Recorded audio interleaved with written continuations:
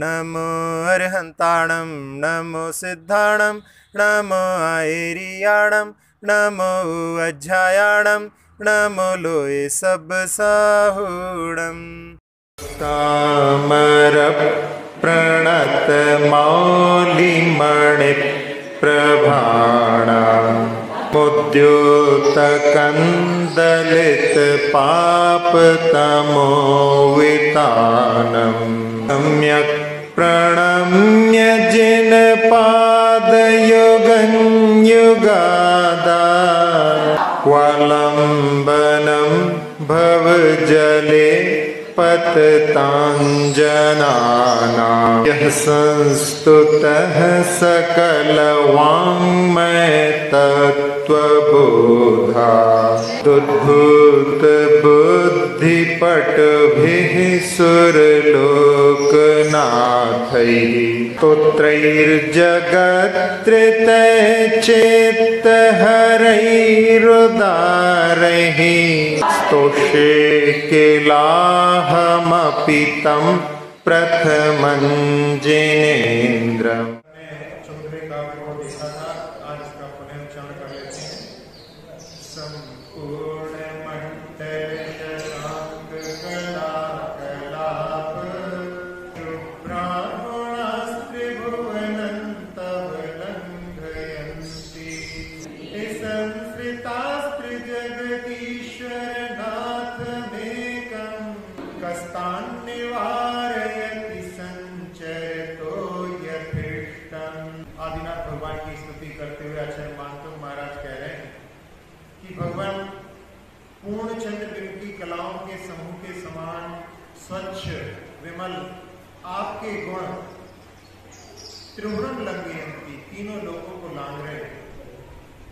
अर्थ उसका कि सब जगह फैले हुए हैं तो ठीक ही है, क्योंकि एकम त्रिजगदीश्वर नाथम जो एक मुख्य तीन लोगों के नाथों के नाथ का आश्रय लेता है, आश्रित है, उन्हें यथेष्टम संचरता कह निवार्यति, उन्हें इच्छानुसार भ्रमण करने से कौन रोक सकता है, अर्थात कोई नहीं।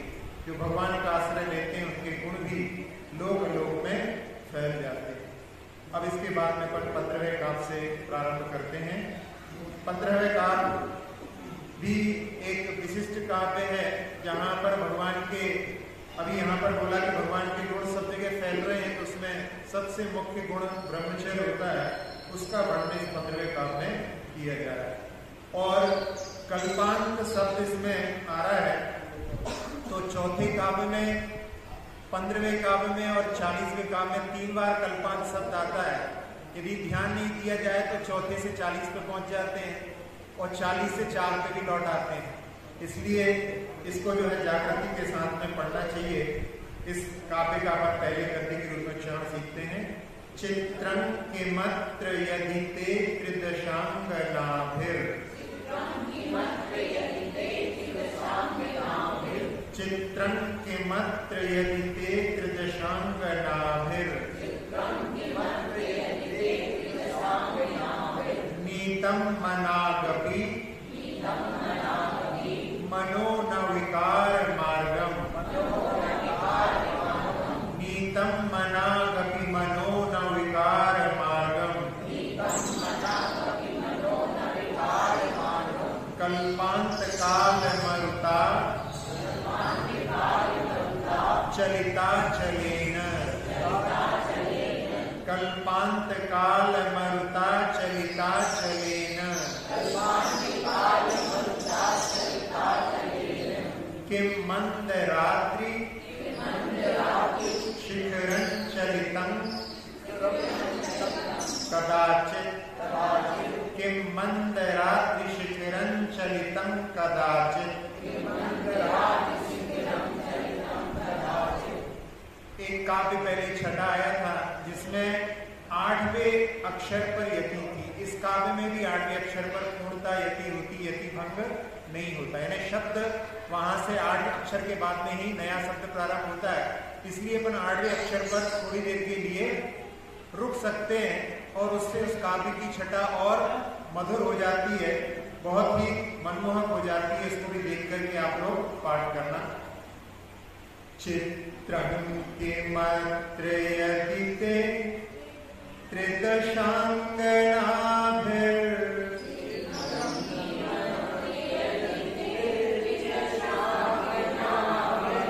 ध्यान नहीं दिया अभी हमने। यहाँ पे 8वें अक्षर पर हम रुक रहे थे। अपन बहुत देर भी रुक सकते हैं उस पे, तो उसकी एक छटा अलग बनती है। 8 अक्षर के बाद में इस बसंत तिलका छंद में 8वें अक्षर के बाद में रुकने के लिए स्थान है, लेकिन कहीं कहीं पर जब शब्द बीच में आ जाता है तो वहां पर रुकने में आधा शब्द इस तरफ आधा शब्द इस तरफ होता है, तो यति भंग कहलाता है। लेकिन यहाँ पर पूरे इस काव्य में और छठे काव्य में बिल्कुल सही जगह पर यति टूटती है, इसलिए अपन यहाँ पर थोड़ी देर रुक करके पाठ कर सकते हैं। ध्यान से देखें। चित्रं किमत्रयदिते त्रिदशांगनाभिर्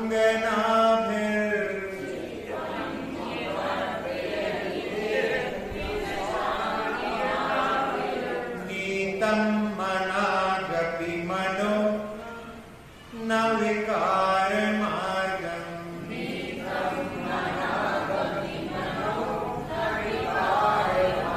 नीतं मनागपि मनो न विकारमार्गम्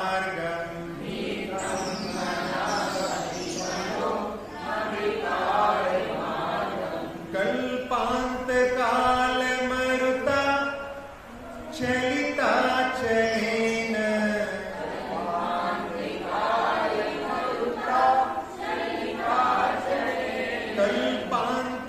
कल्पान्तकालमरुता चलिता चलेन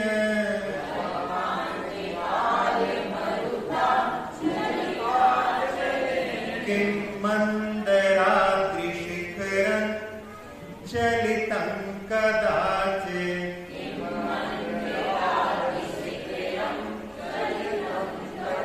किं मन्दराद्रिशिखरं चलितं कदाचित्।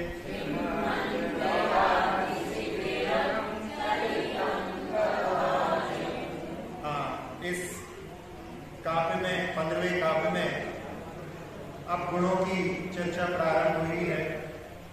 व्रतों में सबसे महान ब्रह्मचर्य व्रत होता है। गुप्तियों में मनोगुप्ति और इंद्रियों में रसना इंद्रिय पर विजय प्राप्त करना सबसे कठिन होता है। तो व्रतों में ब्रह्मचर्य व्रत, मनोगुप्ति और इंद्रियों में रसना इंद्रिय पर विजय सबसे कठिन होता है। तो जिसने रसना इंद्रिय पर विजय प्राप्त कर ली,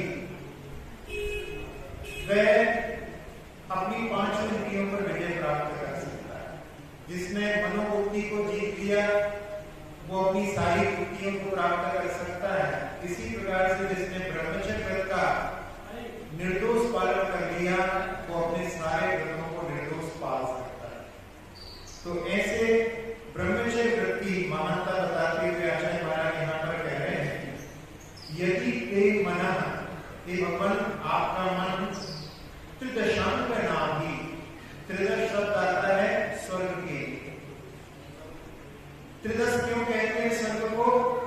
क्योंकि जहां पर 3 दशाएं समान होती हैं, जहां पर बचपन, जवानी, बुढ़ापा सब समान होते हैं, मतलब वहां पर सब लोग युवा ही बने रहते हैं। 16 वर्ष जैसी अवस्था उनकी उत्पन्न समय रहती है और जब उनका अंत होता है तभी वो 16 वर्ष जैसे ही दिखते हैं।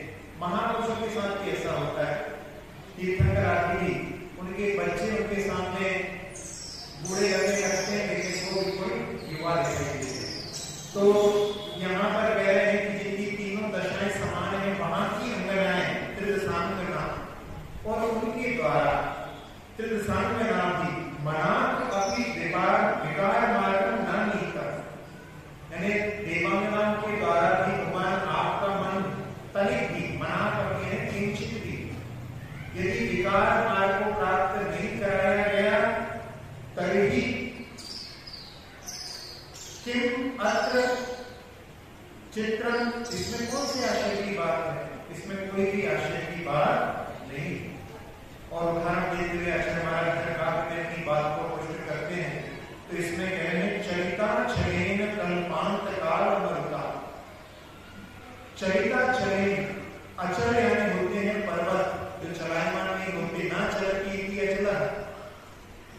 कभी चलते नहीं है, तो उनको भी पर्वत को भी चलायमान कर दे। चलिता चलेन अथेन मरुता, ऐसी वायु चलती है जब प्रलय काल का अंत आता है, जिसमें बड़े बड़े पर्वत भी धराशायी हो जाते हैं। तो जब पर्वतों को चलाने वाली कल्पांत काल की मरुता उनको चला देती है, लेकिन किम कदाचित मंदरादि सेकंड चलिता, क्या कभी मंदर मेरु को उसने चलायमान किया? मंदर मेरु जो है शाश्वत है, वो कभी भी चलायमान नहीं होता। इसलिए जब मंदर मेरु को ऐसी पवन नहीं चला पाती, इसी प्रकार से भगवान त्रिदशांगनाएं भी आपके सामने कितने भी हाव भाव दिखलाएं, लेकिन आपके मन को उन्हें किंचित भी विकार को प्राप्त नहीं कराया। इसमें कोई आश्चर्य की बात नहीं। एक वो आदिनाथ भगवान जब राज्यावस्था में थे, उनका जन्मोत्सव चल रहा था चैत्रवती नवमी को। भगवान का जन्म दिवस चैत्रवती नवमी को है। उस दिन भगवान का जन्मोत्सव चल रहा था और उसमें नीलांजना नृत्य कर रही थी। उस समय में गृहस्थ अवस्था में थे, सब पूरे परिवार के साथ में, पत्नियां भी थी, बच्चे भी थे, बहुएं सब। उस समय की बात अलग।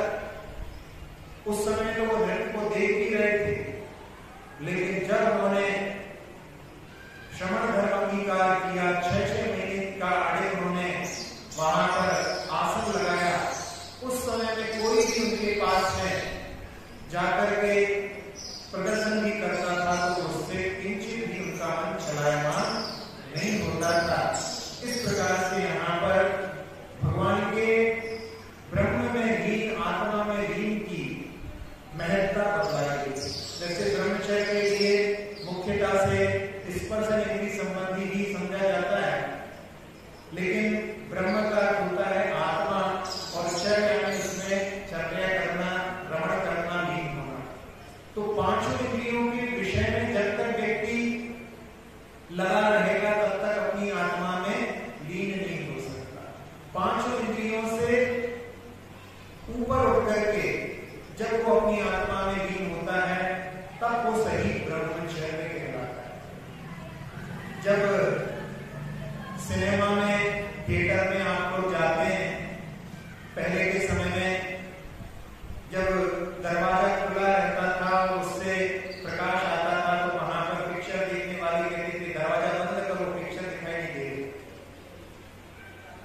तो इसी प्रकार से जब तक इंद्रिय का द्वार खुला रहेगा, तब तक अपने आत्मा की पिक्चर अच्छे से नहीं दिखाई देती है। यानी पांचों इंद्रियों के द्वार बंद होने पर आत्मा की लीनता प्राप्त होती है।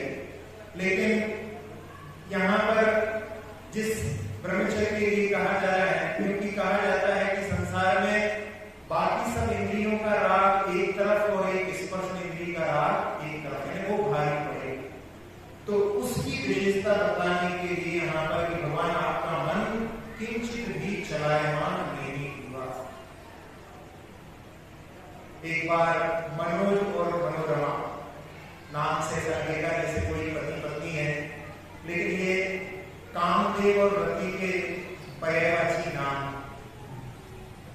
भ्रमण कर रहे थे और उस समय कामदेव अपनी कि मैंने सारे संसार पर विजय प्राप्त कर लिए, ये भी मेरे बस में, ये भी मेरे बस में, बताते बताते आगे चलते चलते, और रति भी वहां पर हाँ में हाँ मिला रही थी कि हाँ आपके बस में तो पूरा संसार है। लेकिन जैसे ही एक दिगंबर योगी को उसने देखा और उस समय में कामदेव का रंग उड़ गया। रति ने पूछा स्वामी क्या हो गया? कामदेव बोलता है बस एक यही मेरे बस में नहीं आए, मैंने सारे संसार पर अपना साम्राज्य स्थापित कर लिया है। इनके सामने मेरा सारा प्रयास धूमिल हो गया, मैंने सारे प्रयास करके देख लिए, लेकिन ये योगी जो है इनको मैं चलायमान नहीं कर पाया।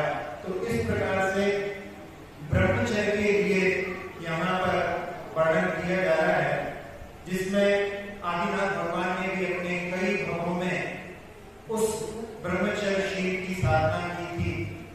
कई लोग श्रावक घर में रहकर के सुनार संतोष व्रत का भी पालन करते हैं। पर कारेषु मातृ परदारा के लिए माता की दृष्टि से देखते हैं। ये भी एक सीख का बहुत बड़ा कि नहीं होता सहन, इसलिए विवाह कर लेते हैं, लेकिन एक स्त्री में केंद्रित होकर के बाकी सारी संसार की स्त्रियों के प्रति या स्त्री बाकी सारे पुरुषों के प्रति वहां पर पिता जैसा भाव, भाई जैसा भाव, पुत्र जैसा भाव, और यहाँ पर माता, बहन और सुता है पुत्री जैसा भाव मन में उत्पन्न कर लेता है। तो इस प्रकार से ब्रह्मचर्य व्रत का उन्होंने कई भावों से साधना की थी। पर्व तिथियों पर, अष्टमी चतुर्दशी पर ब्रह्मचर्य धारण करके, दशलक्षण पर्व में, अष्टानिका पर्व में ब्रह्मचर्य धारण करके जिन्होंने अपने भाव में कई भावों में साधनाएं की थी, और इस भाव में उन्होंने जब उस दिगंबर रूप को प्राप्त किया तो पूर्ण ब्रह्मचर्य में वो लीन हो गए। ब्रह्मचर्य व्रत के पालन करने के लिए, क्योंकि सील का पालन करना हंसी खेल नहीं है, उसके लिए बहुत सारी भावनाओं की आवश्यकता होती है, जब जाकर के सील का निर्दोष पालन हो सकता है। तो सबसे पहला कि ऐसी चर्चाएं ना सुनो जिससे मन में विकार उत्पन्न हो। आजकल बहुत सारे ऐसे अश्लील गाने चलते हैं जिनको सुनकर के छोटे छोटे बच्चे भी उनको गाते रहते हैं, और उन गानों को सुनकर के बच्चों को तो कुछ नहीं, जो कुछ देख रहे हैं वो बोलने लगते हैं, लेकिन जो उनको बड़े लोग सुनते हैं उनके मन में वो वहां पर काम विकार की भावनाएं उत्पन्न कर सकता है। छोटे छोटे बच्चे यहाँ स्कूल आदि में उनके कॉम्पिटिशन होते हैं, वहां पर वो एक्टिंग करते हैं, और उन अश्लील गानों पर ही वहां पर वो नृत्य करते हैं। उसको देख करके कई लोगों के मन में वहां पर विकार उत्पन्न हुए बिना नहीं रहता। तो ऐसे हमें संगीत आदि से बचने का प्रयास करना चाहिए, ऐसी कविताएं आदि से भी बचने का प्रयास करना चाहिए। बनारसी दास जी एक कवि हुए हैं जो पहले इन्होंने श्रृंगार रस में एक कविता लिखी थी, बहुत बड़ा उन्होंने साहित्य लिखा था, लेकिन जब उन्होंने देखा उनके साथी ने सुन करके सब लोग बहुत ही मग्न हो जाते थे, और उन्होंने एक दृश्य देख करके कि सारा संसार ही काम के कारण गर्त में जा रहा है, मैं और उनको नीचे डुबाने का काम करूं तो ये मेरे लिए योग्य नहीं है। कविता सुनाते सुनाते उन्हें गोमती नदी के पुल के ऊपर कविता सुना रहे थे, और उन्होंने उस जो कविता का जो रचना समझ किया था उसको उठा करके गोमती नदी में फेंक। तो ऐसे शब्दों को, ऐसे गीत संगीत को श्रवण नहीं करना चाहिए जिनसे मन में विकार उत्पन्न होता है। आंखों से ऐसा ना देखो जिनसे मन में विकार उत्पन्न हो। देशभूषण प्रभूषण, आप लोगों ने सुनी होगी वो कथा कि जब वो अपने राजमहल की ओर बढ़ रहे थे और एक कन्या को देख करके मोहित हो गए। जब घर से निकले थे तब पता ही नहीं था कि घर में कोई बहन है, भगी है। उनके गुरुकुल जाने के बाद में उसका जन्म हुआ, और जब वो पूरी शिक्षा लेकर के लौट गए थे तो जब तक वो भगी उसकी युवा अवस्था को प्राप्त हो गई थी, और उसको देख करके ही दोनों भाई मोहित हो गए। मन में ऐसे तक भाव कर लिए कि इसको प्राप्त करने के लिए भाई भी बीच में आएगा तो वो भी मेरे लिए वध हो रहा है, मारने योग्य। और जब उनको भान हुआ तो उनके मन में वैराग्य के अंकुर उत्पन्न हो गए कि हमने अपनी बहन के प्रति कैसे भाव किया। एक बालक अध्ययन कर रहा था, और अध्ययन करते करते उसके लिए रात्रि का 10-11 बजे का समय था। खिड़की के पास से घुंघरूओं की आवाज सुनाई दी, और उस आवाज को सुनकर के उसने बाहर झांका। बाहर एक नव यौवना 16 श्रृंगारों से युक्त वहां से गुजर रही थी, और वो उसको देखने लगा। और जब तक वो जहां तक दिखाती रही, दिखती रही, तब तक वो देखता रहा। फिर ओझल हो गई, पढ़ रहा था, उसने पढ़ने का मन बनाया, लेकिन अब मन उसका पढ़ने में नहीं लगा। उसने सोचा मैं सहन कर लेता हूं, लेकिन शयन करने के लिए लेटा तो वही दृश्य बार बार उसके मानस पटल पर उभर रहा था। और उसने बहुत कोशिश की, लेकिन ना तो निद्रा आ रही थी, ना पढ़ने में मन लग रहा था। और दूसरे दिन जब सुबह उठा तो उसकी आंखें सूजी हुई थी, लाचार हो रही थी। उसके साथियों ने पूछा, क्यों, क्या हुआ, आज रात भर तुमने पढ़ाई की है? उसने कहा कि नहीं, इन आंखों ने कुछ गलती की थी, उनकी इसको सजा दी गई। पता पड़ा कि उस बालक ने अपनी आंखों में मिर्ची का पाउडर डाल दिया था। कि मैंने ऐसे दृश्य को क्यों देखा जिससे मेरा कितना समय बर्बाद। और वो आगे चल करके महापुरुष के रूप में विख्यात हुआ। ऐसी जो है अपने आंखों से ऐसे दृश्यों को ना देखें जिनसे विकार उत्पन्न हो। मन में ऐसी बातों का स्मरण भी ना करें जिनके माध्यम से भी विकार उत्पन्न होता है। पूर्व के भोगे हुए भोगों का भी स्मरण मन में विकार उत्पन्न कर देता है। गांधी जी जब अपने पिता के पास में जो मरणासन थे और उस समय में उनको विकार का स्मरण हो गया, वो चले गए और जब तक लौट करके आए तब तक उनके पिता का देहांत हो चुका। गांधी जी ने अपनी पुस्तक an experiment with the truth में इस बात को लिखा है कि उसके बाद में उन्होंने अपनी पत्नी के प्रति भी वहां पर बहन का, माता का भाव आए और तब से ही उनके जीवन में सही जीवन उनका प्रारंभ। वो अपनी पत्नी के लिए कस्तूर का नाम था और उनके लिए बा कहते थे। गुजराती में बा शब्द माँ के लिए कहा जाता है, वो कस्तूर बा। वो कहते थे वो मेरी माँ से बढ़कर है, तो मुझे नहलाती है, मुझे सुलाती है, खिलाती है, वो मेरी माँ से बढ़कर। तब उनके जीवन का सही अध्याय प्रारंभ। फिर अपनी जिह्वा इंद्री को बस में रखें। जो जिह्वा के गुलाम होते हैं वो मन के गुलाम भी हो जाते हैं। जिह्वा इंद्री को बस में कर लेते हैं वो मन को जीतने में समर्थ होते हैं। आचार्य ज्ञान सागर जी महाराज ने एक घटना अन्य वैदिक ग्रंथों से अपने किसी ग्रंथ में लिखी है कि एक योगी थे जो 1 महीने में एक बार भोजन के लिए उठते थे। 1 महीने तक वो साधना करते थे और उसमें भोजन क्या था उनका, एक जड़ी को चाटते थे और उसके बाद फिर 1 महीने के लिए बैठ जाते। उनके मन में ऐसा आता है कि ज्यादा तपस्या करने तो इंद्र का असर कोई छीन लेगा, इसलिए उनको प्रभावित करने के लिए देवांगनाओं को भेज दिया। और देवांगनाओं ने वहां पर बहुत प्रयास किया, लेकिन वो योगी को चलायमान करने में समर्थ नहीं हुई। तो उन्होंने सोचा कि ये भोजन क्या करते हैं, इसका निरीक्षण किया जाए। और जब उन्होंने देखा कि ये 1 महीने बाद इसको चाट करके बैठ जाते हैं, अगली बार जब 1 महीना पूर्ण होने वाला था, वो उठने वाले थे, उसके पहले उन्होंने उसके ऊपर जाकर के अमृत की बूंद लगा।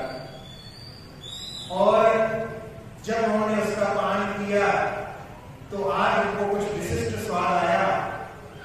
अब तो बैठ तो गए, लेकिन इस बार जो है उस स्वाद के कारण में जल्दी उठ गए।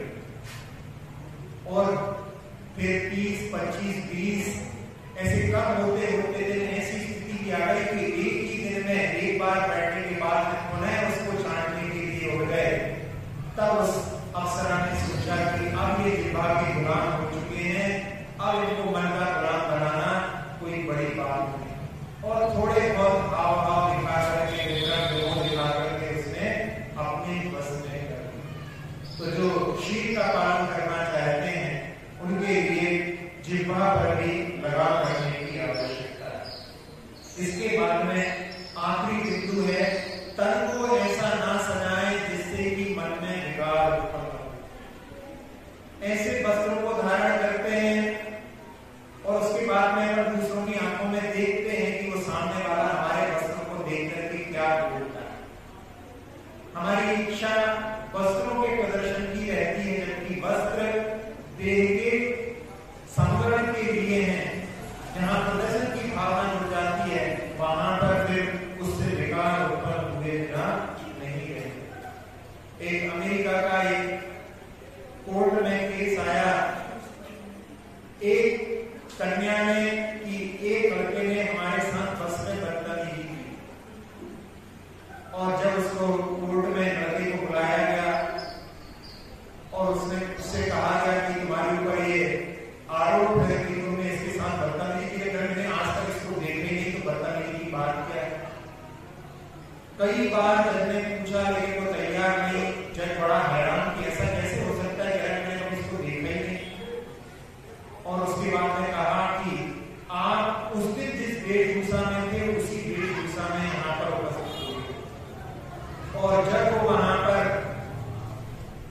कन्या वहां आई तो उस समय में जज ने ये स्वीकार किया कि ऐसी अवस्था में एकांत में यदि मेरा भी इनसे मिलना होता तो मैं भी अपने मन को काबू में नहीं रख पाता। वस्त्राभूषण का भी कितना प्रभाव पड़ता है, तो तन को ऐसा नहीं सजाओ कि जिसके माध्यम से किसी के मन में विकार उत्पन्न हो। कई बार ऐसी स्थितियां बनती हैं। एक बार एक गर्भवती महिला लिफ्ट के अंदर चढ़ी और जैसे ही लिफ्ट के अंदर गई तो एक व्यक्ति ऑलरेडी किसी और कोई मंजिल से चढ़ा हुआ था और उसने देख करके बोला बॉय। वो चौंक गई कि इसने ऐसा क्यों बोला बॉय। वो अपने घर में गई और घर में पहुंचने के बाद में अपने पति से बोलती है कि मैं अभी लिफ्ट से आ रही हूँ, वहां पर एक व्यक्ति था, उसने मुझसे बॉय बोला। क्या मैं टी शर्ट पहन के क्या मैं बॉय जैसी दिखती हूँ? पति ने उसको देखा और देख करके कहा कि उसकी गलती नहीं है, तुमने ही उसको प्रोवोक किया, तुमने उसको बोलने पर मजबूर किया। कहले क्यों, मैंने तो मजबूर किया है। कहले तो अपनी टी शर्ट पर देखो क्या लिखा हुआ है। उसकी टी शर्ट पर लिखा हुआ था गैस, GUESS और 3 क्वेश्चन मार्क लगे हुए। गर्भवती महिला ऐसी टी शर्ट पहनी हुई है और सामने वाले से बोल रही है कि गैस करो, गैस है मेरे गर्भ में क्या है बताओ। आप सामने वालों के लिए बोलने के लिए मजबूर कर रहे हो और उसने बॉय कह दिया तो उसमें उसकी गलती नहीं है, आपकी ड्रेस ने आप सामने वाले के लिए बोलने के लिए मजबूर किया। तो हम कैसे वस्त्रों को पहनते हैं इस पर भी हमें सीख का पालन करना है। आज के बिगड़े माहौल में यदि हम सीख का पालन करना चाहते हैं तो उसके लिए हमें इन सब बिंदुओं पर विचार करना आवश्यक है। एक सिद्ध क्षेत्र पर एक कन्या को देखा, टी शर्ट पहनी हुई है और एकदम सामने फ्रंट पर लिखा हुआ है बैड गर्ल। अब यदि ऐसे शब्दों को पढ़ करके कोई इसके साथ में यदि कोई बदतमीजी कर दे तो एकांत से केवल उसकी गलती नहीं है, सामने वाले के वस्त्रों के माध्यम से भी वहां पर ऐसी स्थिति का निर्माण हो सकता है। तो यहाँ उस सीख को पालन करने के लिए भगवान के लिए कहा जा रहा है कि भगवान देवांगनाएं भी आपके मन को चलाने में समर्थ नहीं हुई। आनंद के उन उदाहरणों को अपन देखें जिसमें जम्बू स्वामी, जिनका की एक दिन के लिए विवाह करने के लिए भी कन्याएं तैयार हुई कि हम एक दिन में भी इनको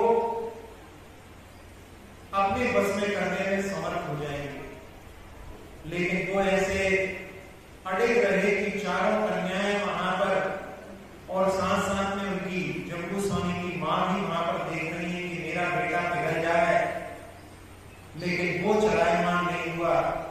और एक चोर वहां पर चोरी करने आया और मां ने कह दिया कि बेटा तुम हमारे बेटे को यदि प्रभावित कर लो, तुम बोलने में बड़े चतुर लग रहे हो और यदि तुमने हमारे बेटे को यदि प्रभावित कर लिया, उसको बैराग के पद से निश्चित कर दिया तो तुम्हें सारी संपत्ति दे दी।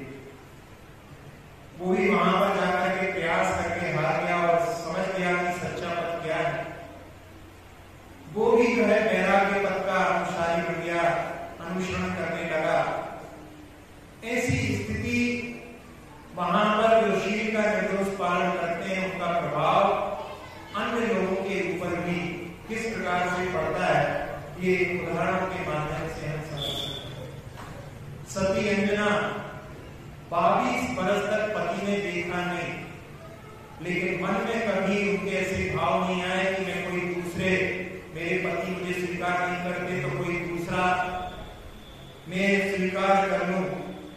ऐसे भाव उनके मन में एक बार नहीं आए, इसीलिए उनकी जो संतान हुई बजरंग बली, हनुमान जिनका वज्र के समान शरीर था, एक भवावतारी काम के जैसा पुत्र निर्दोष सील के माध्यम से ही उन्होंने प्राप्त किया। सीता सती के लिए देखें, जब सीता सती को रावण ने कितने प्रलोभन दिए, लेकिन कभी भी उसने मन में भी उनके प्रति विचार नहीं किया। और इसीलिए जब अग्नि परीक्षा हुई तो उस समय ने अग्नि से कह दिया कि मैंने कभी मन में भी किसी पर उसका चिंतन किया हो तो मुझे जला देना, और यदि मेरा निर्दोषशील है तो वहां पर सब अतिशय लोगों ने देखा ही था कि वो अग्नि ही जल के समान हुई। अब ऐसे उदाहरणों को सुनकर के ऐसा लगता है कि पूर्व में सारी ऐसी स्थितियां होती थी, आजकल ऐसी स्थितियां नहीं होती हैं। आजकल भी बहुत से ऐसे उदाहरण मिल जाते हैं जिनको देख करके हम उनके शील की महत्ता को समझ सकते हैं। वैसे तो कितनी परिस्थितियां परिवर्तित हो गई हैं। पहले के समय में जब विवाह आदि कार्य होते थे तो भोजन घर के लोग बनाते थे और नाचने वाले बाहर से बुलाए जाते थे। आजकल क्या स्थिति हो गई है कि भोजन वाले तो बाहर से बुलाए जाते हैं, लेकिन घर के लोग ही सड़कों पर नाचते हैं। घर में नाचे, मंदिर में भगवान की भक्ति करते हुए नाचे तो इतना अशोभनीय नहीं है, लेकिन सड़कों पर जो है नृत्य चलता है। और आजकल के जो साधन है उनके माध्यम से वो वीडियोस कहीं से कहीं तक पहुंच जाते हैं।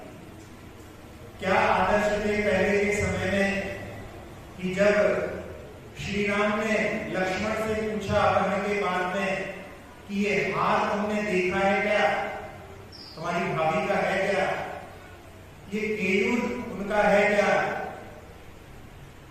सबने जो है लक्ष्मण ने मना कर दिया। ना हम जानामि केयूरे, ना हम जानामि कुंडले, नूप्राण्येव जानामि नित्य पादाभिवंदना। कह दिया कि मैं उनके केयूर जो बाजू में पहना जाता है मैंने नहीं देखा, कुंडल को भी नहीं देखा, केवल नूपुर जो उनके चरणों में वो पहनती थी, मैं रोज उनके चरणों की वंदना करता था, इसलिए मैं इसको पहचानता हूं कि उन्होंने इसको धारण किया। 14 बरस एक साथ में रहे, 12 बरस एक साथ में रहने के बाद में भी कभी चेहरे पर दृष्टि नहीं डाली। इसीलिए मंदोदरी ने जब रावण का देहावसान हो चुका था और राम ने उनके लिए वहां पर संबोधना की, रुदन कर रही थी उस समय में, तब उस समय में मंदोदरी ने कहा, धन्य राम त्वया माता, धन्य राम त्वया पिता, धन्य राम त्वया वंशज, पर दारा ना पड़े। पर दारा को नहीं दिए क्योंकि उनके पति का जो देहांत पर दारा के कारण ऐसी स्थिति थी। और आजकल के कुछ उदाहरणों को अब आपके सामने रखने के लिए कि ऐसे उदाहरण, वैसे तो एक जॉर्ज बर्नार्ड शॉ हुए, इंग्लिश के बहुत बड़े राइटर हुए हैं। वैसे वो आयरलैंड के थे लेकिन ब्रिटेन में ही उनका रहना था। और सबसे बड़ी बात ये थी कि उन्होंने जैन धर्म को स्वीकार किया। जब जवाहरलाल नेहरू उनसे मिलने गए तो उन्होंने उस समय कहा कि धन्य आप उस धरा से आए हैं जहां पर महावीर ने जन्म लिया। कितना उनका इस धरा के प्रति और महावीर के प्रति, और उन्होंने ऐसी जगह पर रहकर के जहां पर सारे लोग मांसभक्षी थे वहां पर वो शाकाहार का पालन करते थे। बहुत अच्छे राइटर थे। और एक उनके साथ में ये थी कि उनका चेहरा सुंदर नहीं था, कुरूप थे। एक कन्या उनके ऊपर हुए की देखने पर और उसने उनसे निवेदन किया कि आपके जैसी बुद्धि और मेरी जैसी खूबसूरती यदि मिल जाए तो सोने पर सुहागा हो जाए। जब ऐसा उनके सामने रखा तो उन्होंने उस समय में कहा कि उल्टा भी हो सकता है। यहां तो आप कह रहे हो कि हमारी जैसी बुद्धि और आपके जैसी खूबसूरती मिल जाए, किसी संतान जो उत्पन्न होगी वहां पर उसमें सुंदरता भी होगी और बुद्धि भी होगी, लेकिन इसका उल्टा भी हो सकता है।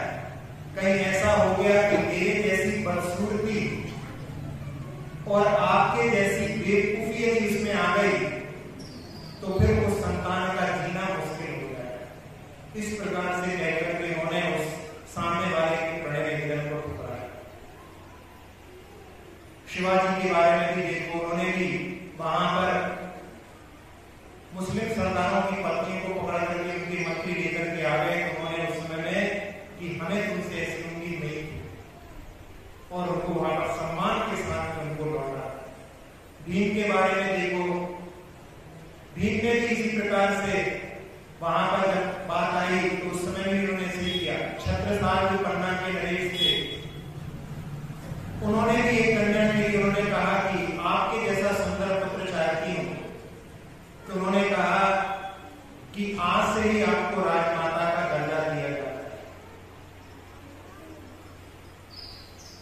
एक प्रसंग तेजी बच्चन का, हरिवंश राय बच्चन की पत्नी और अमिताभ बच्चन की माता का। जब हरिवंश राय बच्चन पीएचडी करने के लिए लंदन गए हुए थे, और उस समय में एक प्रकाशक इनकी पत्नी के ऊपर जो मोहित था वो इनके चक्कर काटने लगा, और उन्होंने बचने के लिए रिश्तेदार को भी अपने घर में रखा था। लेकिन उनके कोई पिताजी की तबीयत खराब होने के कारण उनको वहां से जाना पड़ा, और उस समय में एक दिन वो शाम के समय में गाड़ी लेकर के उनके पास में पहुंच गया, और उनके हाथ को पकड़ करके गाड़ी में बैठा करके और इलाहाबाद के घाटों की ओर उनको लेकर के चला गया। और वहां पहुंचने के बाद में उसने पिस्तौल निकाल करके उनसे कहा कि तुमने मुझे बहुत बदनाम किया है। तेजी बच्चन ने उसकी प्रकाशक की पत्नी को भी बता दिया था, और उसने कहा कि आज मैं निर्णय करके आया हूं, यदि तुम मेरी बात को स्वीकार नहीं करोगी तो आज मैं तुम्हें भी मान दूंगा और अपने आप को भी मान दूंगा। तेजी बच्चन ने उस समय कहा कि जिस बात के लिए मैं पहले मना कर चुकी हूं उसके लिए दोहराने की कोई आवश्यकता नहीं है। तुम चलाओ गोली, और जो मेरे बच्चों के भाग में लिखा होगा उनके साथ में होगा, और जो बच्चन के भाग में लिखा होगा वो होगा, तुम गोली चलाओ। और उस समय में वो गोली चलाता है, लेकिन वो तो केवल डरा करके उनके शरीर के लिए वहां पर प्रयास कर रहा था, और वो वहां पर गोली चला करके जब असमर्थ हो जाता है, समझ में नहीं आता है, तो मुंह लटका करके खड़ा रहता है। और तेजी बच्चन वहां से आटो पकड़ करके खड़ा जाती है, और उस समय में वो अपने पति के लिए बताती नहीं है, क्योंकि उनको मालूम था कि कहीं ऐसा ना हो कि वो अपनी पीएचडी छोड़ करके आ जाए। और जब वो लौट करके आए तो उनसे पहले शपथ ले ली कि तुम कुछ नहीं करोगे, तब उनको ये घटना सुनाई। और उस समय में हरिवंश राय बच्चन ने यही कहा था कि यदि ये घटना तुम लिख देती तो मेरी पीएचडी जो है उसमें आग लगा करके तुम्हारे पास में आ। ऐसी स्थितियां कई बार निर्मित होती हैं, लेकिन जो शील पर अड़े रहते हैं वो ऐसी किसी भी स्थिति पर वहां पर प्रभावित नहीं होते। और इसी बात के लिए इस काव्य में कि भगवान के लिए कहा जा रहा है, लेकिन अपने जीवन में भी हम ऐसी परिस्थितियों से कैसे निकल सकते हैं, कैसे बच सकते हैं, इस बात को भी अपन ध्यान दें। साथ ही साथ में एक बात और कि ऐसा नहीं है कि केवल शील का पालन मनुष्य ही करते हैं, पशु भी शील का पालन करने वाले हैं। एक जैन साहित्यकार हुए हैं अयोध्या प्रसाद गोयली, उन्होंने एक गाय के बारे में लिखा। एक गाय थी जिसने जुड़वा संतान को जन्म दिया, और उस जुड़वा संतान में इतनी मित्रता थी या इतना भाईचारा था कि एक भाई को या एक बछड़े को दूसरे बछड़े से दूर कर दिया जाए तो वो खाना छोड़ देते। एक यदि गीला स्थान होने के कारण नहीं बैठ रहा है तो दूसरा भी वहां पर खड़ा है। और उस गाय ने उन दो संतानों को जन्म देने के बाद में एक सपना उनके घर की लड़की के लिए दिया कि अब मैंने शील व्रत का पालन कर दिया है, अब मैं गर्भ धारण नहीं करना चाहिए। और जब उस लड़की ने उनके परिवार वालों को बताया तो सब लोगों ने हंसी की कि पशु भी और शील का पालन कर सकते हैं। और उन्होंने उसके साथ में जबरदस्ती करने का प्रयास किया और उस गाय ने एक दरिया में कूद करके आत्मघात कर दिया। जबकि पशु कभी भी आत्मघात नहीं करता। पशु के लिए कोई थोड़ा सा बोलता है, आपने देखा होगा चींटी के लिए थोड़ा सा हट होती है अपनी जान बचाने के लिए भागती है। इसीलिए तिरंचायु को पुण्य प्रकृति कहा जाता है। तिरंच गति पुण्य प्रकृति नहीं, तिरंच गति पाप प्रकृति है, क्योंकि तिरंच में कोई जाना नहीं चाहता, लेकिन एक बार उसमें पहुंच जाता है तो कोई मरना नहीं चाहता। लेकिन उस समय में उसने शील का पालन किया। और उन्होंने दूसरा उदाहरण दिया कि जब वो जेल में थे, स्वतंत्रता सेनानी थे, माउंटगोमरी नाम का एक जेल था, वहां पर वो थे। वहां पर उन्होंने वही शील वाली बात को एक चिड़िया के जीवन में भी देखा। तो ऐसा शील व्रत का पालन पशु भी करते हैं, उसका पालन भी यथा योग्य अपने जीवन में सभी लोगों के लिए करना चाहिए, क्योंकि ब्रह्मचर्य से ही सबसे ज्यादा कीमत होती है। उस बात को यहाँ पर गुणों के रूप में आचार्य मानतोर महाराज ने भी वर्णन किया है। आचार्य श्री ने एक भाई को लिखा है, बिना विवाह, 5 अक्षर है इसमें, 17 अक्षर की कविता होती है भाई को। बिना विवाह क्या कभी आगे बढ़ा धर्म प्रवाह। बिना विवाह के आगे संतति नहीं होती और उसके माध्यम से धर्म की परंपरा आगे नहीं चलती। तो विवाह तो करते हैं और विवाह करने के बाद में संतान की उत्पत्ति तक पति पत्नी के संबंध भी रहते हैं, लेकिन उसके बाद में जब संतान उत्पन्न हो गई, उसके बाद में घर में रह करके भी श्रावकों के लिए भारतीय संस्कृति की बात है कि घर में रह करके भी पत्नी के प्रति भी वहां पर बहन माता की दृष्टि उत्पन्न होनी चाहिए। जैसे गांधी जी के बारे में आप लोगों को बताया था, उसी प्रकार से एक शुद्ध सागर जी, आचार्य शुद्ध सागर कल हुए हैं, आचार्य शुद्ध सागर मूलतः वो कलकत्ता के निवासी थे और ब्रह्म श्वेतांबर संप्रदाय से थे, लेकिन दिगंबरों के बीच में रहकर के उन्होंने दिगंबर धर्म को स्वीकार कर लिया, दीक्षा भी धारण की उन्होंने। उसके पहले जब वो घर में थे, 10 लक्षण की पूजा जब उन्होंने पढ़ते थे तो उसमें ब्रह्मचर्य का जब पाठ आता था तो उसको पढ़ करके उनको उनकी संतान आदि सब बड़ी हो चुकी थी और उन्होंने अपनी पत्नी के प्रति भी वहां पर कि इनको भी मुझे बहन की दृष्टि से देखना है।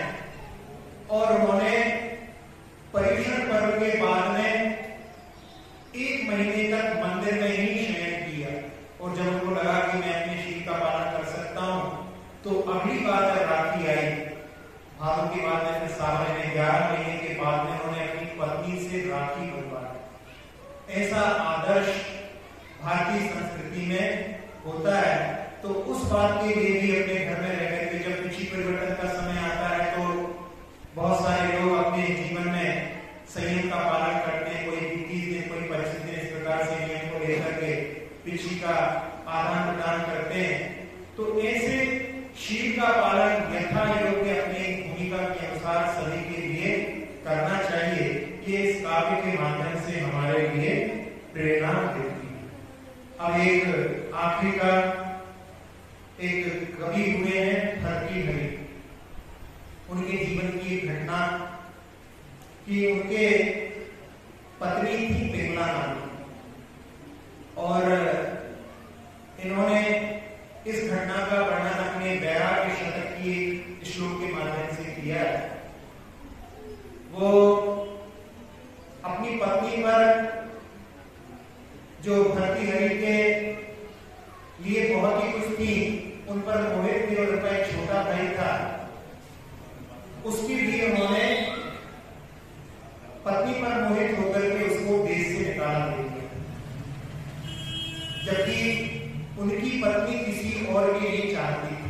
जब इस बात को उन्होंने बताया तो भाई ने स्वीकार नहीं किया, कहा कि मेरी पत्नी तो मुझे बहुत चाहती है। और उस पत्नी ने सोचा कि इनको मालूम पड़ गया है, जब तक ये दूर नहीं होंगे तब तक मेरा काम नहीं बनेगा। तो उसने भाई को ही वहां से देश से निकलवाने का कार्य किया। और उसके बाद एक विप्र ने साधना की, एक देवता गया और उसने एक अमर फल उसके लिए दिया। और उस विप्र ने सोचा गरीबी में अमर होकर के क्या करेंगे, और उसने अमर फल ला करके राजा को भेंट कर दिया। राजा ने सोचा मैं अमर होकर के क्या करूंगा, मेरी पत्नी जीवित रहे तो मेरा जीवन सार्थक है।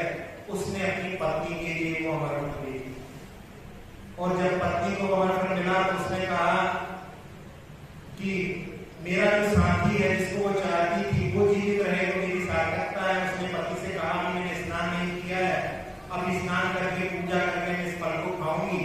और उसने उस फल को उस व्यक्ति के लिए दे दिया जो उनकी अश्वशाला का वहां पर रक्षक था।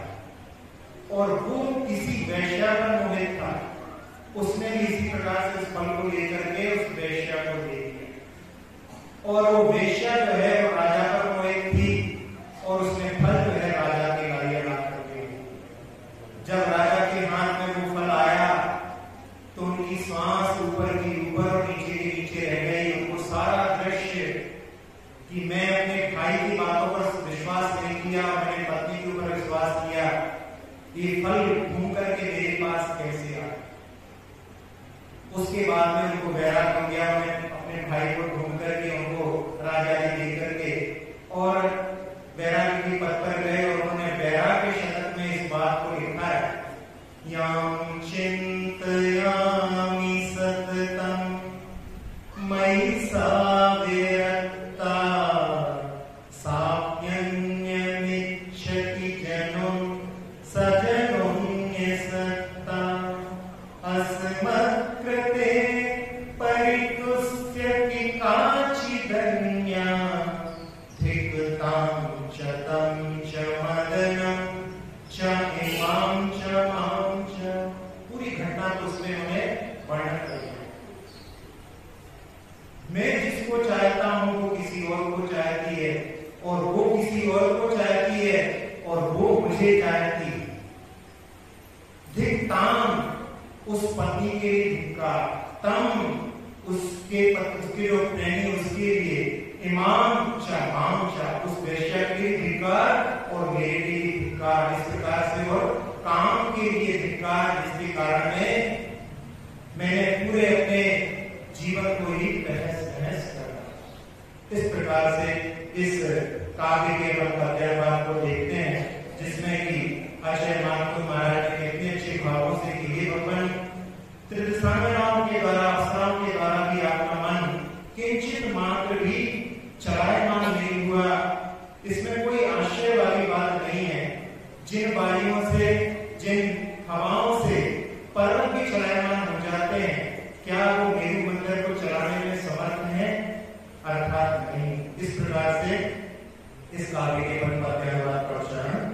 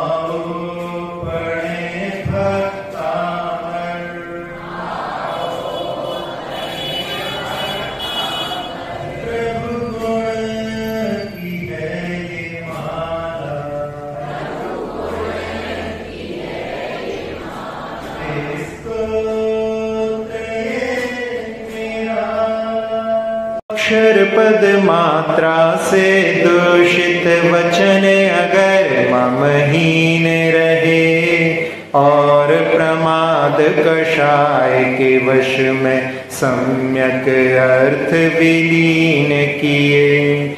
जिन वाणी माता मेरी उन सब त्रुटियों को क्षमा करें, दें आशीष शीघ्र हम सबको केवल लब्धि रमा मिले। प्राप्त हमें हो बोधि समाधि परिणामों की शुद्धि हो, निज आत्म उपलब्ध हमें हो, शाश्वत सुख की सिद्धि हो। चिंतित वस्तु दात्री माता चिंतामणि उपमा भाती, करो वंदना पूर्ण विनय से चरण रखूं मैं ये पाती। कर जिन वाणी स्तुति तन की ममता टार, महामंत्र का जाप अब सभी जपें नब बार।